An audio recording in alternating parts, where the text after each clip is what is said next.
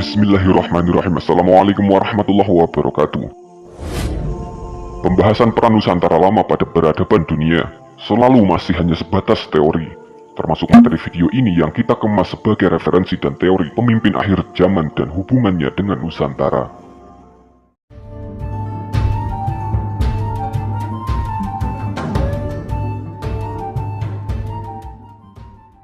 Kalau kita lihat data ini, jawaban sementara untuk kita semua mungkin tidak berlebihan kalau kita asumsikan Indonesia ikut andil sebagai pemegang kepemimpinan umat akhir zaman dalam visi misi penegakan syariat Islam dan rahmatan lil alamin. Al-Quran dan hadis memang sama sekali tidak menyebutkan nama Indonesia. Jelas pasti begitu karena nama Indonesia merupakan nama baru untuk kesatuan Republik Indonesia modern ini. Tapi beda kisahnya kalau kita menggunakan parameter nama Al-Hind, yang mana daerah ini adalah zona populasi Islam terbesar di dunia, sekaligus daerah turunnya Nabi Adam alaihissalam. Rasulullah bersabda, sesungguhnya tempat pertama di mana Allah Subhanahu wa Ta'ala turunkan Nabi Adam alaihissalam di bumi adalah di Al-Hind. Hadis riwayat Hakim. Al-Hind sendiri sering dispekulasikan para akademisi hadis adalah India sekarang. Jadi kesimpulan spekulatif ini, Al-Hind adalah negara India saat ini. Tapi Al-Hind tidak sedangkal bahwa itu adalah negara India. Maksudnya, bisa benar Al-Hind adalah India, tapi masih bisa lebih luas lagi dari sekedar negara India yang dimaksud Al-Hind. Kalaupun misalnya tafsir Ibnu Katsir menyimpulkan Al-Hind adalah India, hal ini dilakukan karena suatu alasan tertentu. Salah satunya kesengajaan karena tuntutan syariatnya seperti itu. Dan akan beda lagi jawabannya kalau tingkatannya sudah ke level hakikat. Agar ulasannya tidak muter-muter di situ-situ saja, kita langsung saja pada poin-poin pokok materinya. Al-Hind adalah daerah timur. Kita buat pemetaan sederhana dulu biar mudah diuraikan. Anggaplah bumi ini terbagi menjadi 2 atau 3 bagian, barat, tengah, dan timur seperti ini. Maka Al-Hind ada di daerah timur ini. Kita ringkas Al-Hind ada di wilayah timur berdasarkan informasi hadis tentang tempat turunnya Imam Mahdi, panji-panji hitam dari timur dan sebagainya yang berhubungan dengan zaman awal dan zaman akhir, semuanya selalu berhubungan satu sama lain, dan bahasa hadisnya mengarah pada wilayah yang sama. Selanjutnya kita tarik sejarahnya ke belakang. Menurut penelitian ilmiah, di zaman awal terdapat benua yang dinamakan Sundaland. Gambar ilustrasinya seperti ini. Kita bisa lihat bahwa daratan India dan Indonesia saat itu berada di satu kawasan. Tidak berlebihan juga kalau kita asumsikan Al-Hind ada di sekitar lingkaran daerah ini. Al-Hind tidak spesifik bahwa negara India sekarang ini, bahwa zaman dulu dan sekarang keadaannya sangat jauh berbeda. Jadi Al-Hind lebih tepat diartikan sebagai sebuah daerah lahirnya ideologi agama Dewata, bukan kategori sebuah negara. Sebab di zaman Nabi Adam sudah muncul cikal bakal agama-agama di dunia, tapi belum sama sekali ada kedaulatan sebuah negara. Kita tidak menyebut Al-Hind adalah lahirnya agama Hindu biar lebih luas sudut pandangnya, karena agama Hindu lahir dari agama Dewata. Oh ya, buat teman-teman yang mungkin belum tahu, jadi agama Dewata ini lain dari agama Samawi. Perbedaan sederhananya begini. Kalau agama Samawi lebih ke kajian tekstual, maka agama Dewata lebih ke kajian kontekstual. Kalau agama Samawi lebih ke syariat, maka agama Dewata lebih ke kajian hakikat. Kalau agama Samawi orang-orang yang diberi kitab, maka agama Dewata orang-orang yang buta huruf. Agama Samawi para nabi-nabi, agama Dewata para wali-wali. Kalau agama Samawi putra mahkota, maka agama Dewata adalah ratu. Kalau agama Samawi dilebihkan secara intelektual, maka agama Dewata dilebihkan secara spiritual, dan seterusnya. Kira-kira seperti itu sedikit gambaran perbedaannya. Sejarah singkat peradaban agama Dewata dari zaman Nabi Adam alaihissalam. Seperti gambaran ilustrasi di awal, peradaban anak cucu Nabi Adam ada di daerah Al-Hind.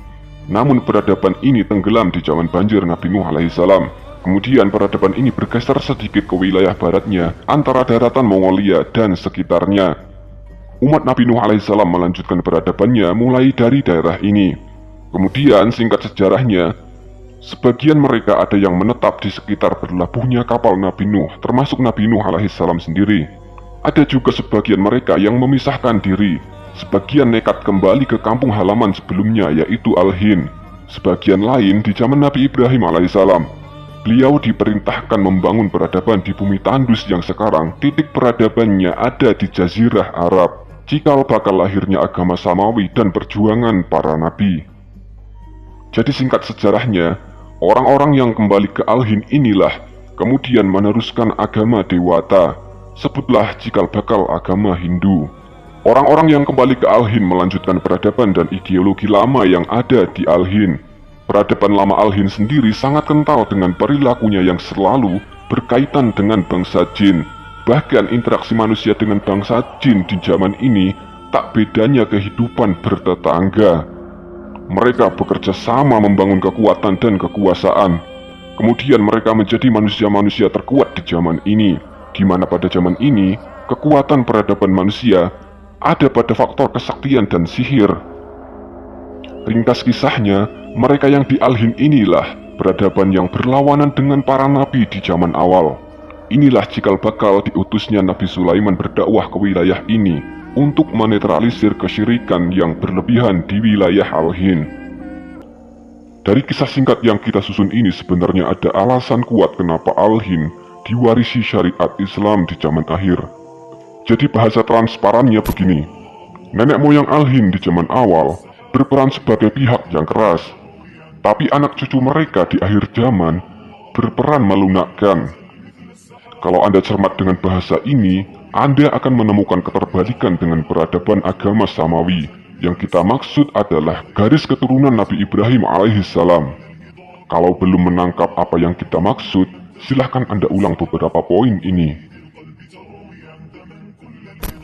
Hipotesis ini kita kemas dengan level paling sederhana, sebab ada kerumitan lain dalam sejarah ini. Misalnya, seperti jejak anak cucu Nabi Sidz yang cukup kompleks untuk dibahas. Ideologi Nabi Khidir alaihissalam yang juga berbeda dengan agama Samawi, yang juga punya pengaruh lain pada sejarah manusia, khususnya peradaban Al-Hind. Serta kerumitan lain, seperti persekutuan manusia dengan bangsa jin di zaman Nabi Adam di bumi Al-Hind yang memunculkan kerumitan peradaban manusia. Misalnya, munculnya jenis manusia baru campuran jin dan manusia, dan banyak lagi dinamika peradaban yang belum termuat di sini. Fakta akhir zaman daerah Al-Hind menempati posisi pertama populasi Islam terbesar dunia. Sebagai poin terakhir, kalau kita lihat rating populasi Islam terbanyak di dunia, Indonesia menempati urutan pertama, di bawahnya ada Pakistan, kemudian India, dan Bangladesh di urutan keempat. Faktanya, 4 negara di urutan teratas ini berada di satu zona, yaitu Al-Hind. 4 negara ini juga berangkat dari ideologi yang sama, yaitu penganut agama Dewata dengan aliran Hindu yang mana kelebihan ideologi ini adalah sifat toleransi. Faktanya lagi, toleransi merupakan ujung tombak misi dakwah Islam di akhir zaman. Kita rasa data ini cukup gamblang sebagai jawaban sederhana pemimpin akhir zaman, dengan kategori pemimpin yang diamanahkan membawa agama Islam dalam misi rahmatan lil alamin. Sekali lagi pembahasan ini hanyalah teori, dan mungkin cukup sampai di sini dulu sebagai referensi kajian lainnya. Untuk detail lainnya, kalau teman-teman tertarik dengan pembahasan yang berkaitan dengan topik ini, silahkan berkomentar dan ikuti channel ini buat teman-teman yang baru kesini. Wallahu a'lam bishawab. Wassalamualaikum warahmatullahi wabarakatuh.